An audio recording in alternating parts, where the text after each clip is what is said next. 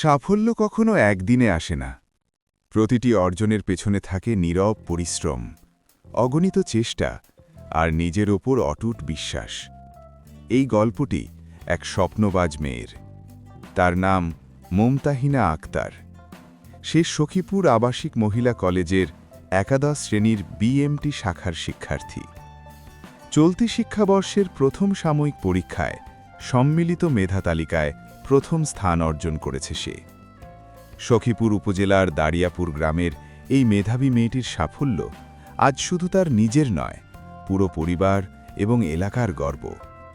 প্রবাসে থাকা বাবা মোবারক হোসেন সৌদি আরব থেকে দূরে থাকলেও মেয়ের এই অর্জন তার হৃদয়ে ভরিয়ে দিয়েছে আনন্দে।